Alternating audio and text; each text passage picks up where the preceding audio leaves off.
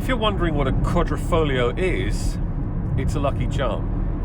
Well, actually, of course, the literal translation is four-leaf clover from the Italian, but it is Alfa Romeo's sporting and high-performance lucky charm because way back in 1923 at the Targa Florio, Italian racing driver Ugo Sivocci painted a four-leaf clover on a white background onto his Alfa Romeo race car, and guess what?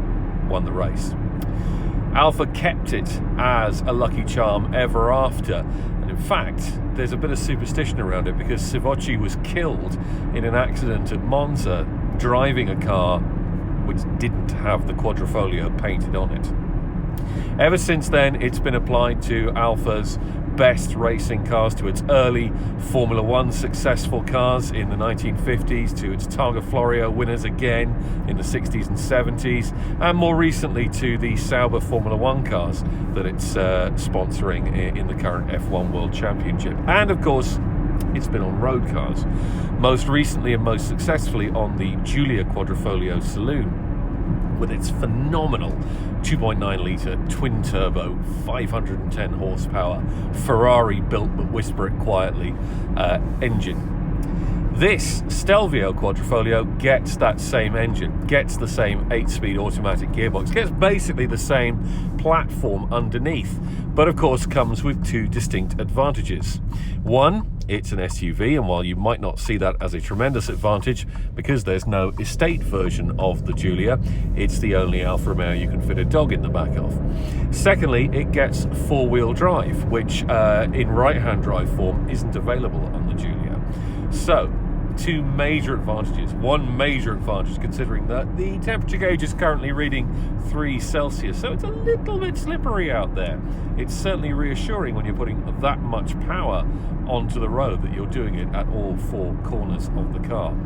And what power it is. This is one of the great engines. It has astonishing performance, as you might expect from what is essentially a Ferrari V8 with 2 cylinders lopped off the end. Ferrari, generally speaking, don't like to play up the association with Alfa Romeo because effectively you are getting a prancing horse power plant for an awful lot less money. Now, I say an awful lot less money.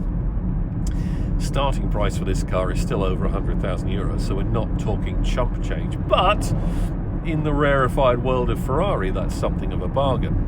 And there are those of us who think that the Alfa Romeo badge, with its history and its past glories, is at least as, if not more, desirable than the Ferrari prancing pony. It's quite the combination. It sounds astonishing. I mean, it roars and it snarls. Hang on a second. Let me just twiddle it into dynamic mode, drop a couple of cogs, and I'll let you listen to it. See what I mean? It's less an engine, more a mobile orchestra. Performance is quite simply staggering. Even for a car that's this tall, this big and this heavy, it really shifts along. Now, you will pay the ultimate price for that, because if you can get 25 miles per gallon out of it on average, you'll be doing pretty well. It's not what you call cheap to run. Of course, what most people will be worried about is it well built enough? And there are a couple of concerns in that area. Well, one specifically, this is quite a low mileage press demonstrator, and yet the interior does squeak and rattle a bit when you're traversing larger bumps and speed humps, which is a bit of a concern. That said, for the rest of it, it all looks and feels really quite excellent. The Quadrifoglio extras in here, the beautiful lustrous carbon fibre finish, the high back bucket seats, the Alcantara finish on the steering wheel, it all helps to lift the ambience of what in standard form is a bit of a plain Jane cabin.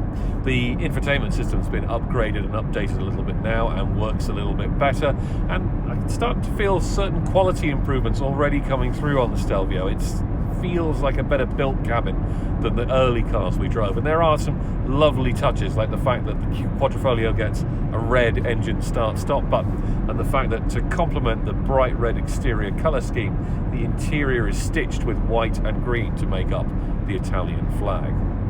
It is also really quite brilliant to drive.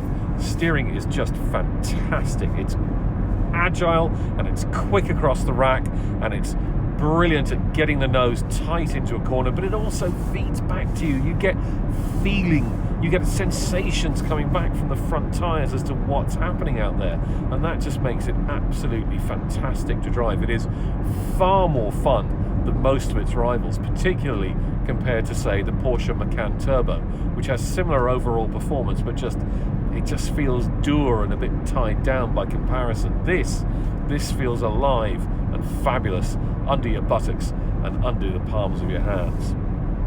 Okay, there are issues. The Alfa Romeo name is a name which fundamentally a lot of people have given up caring about, and that's a shame. There are long-term questions over build quality and ultimate reliability which still need to be answered. And there is also the issue of what will probably be fairly savage depreciation compared to many of its Germanic rivals. But as a thing, as a musical instrument effectively, as a car to drive, as something to desire, and yet that's practical and useful enough to drive every day if you can weather the fuel consumption bills, I love this thing. It needs the lucky charm if it's going to be successful, but for me, it's already a winner.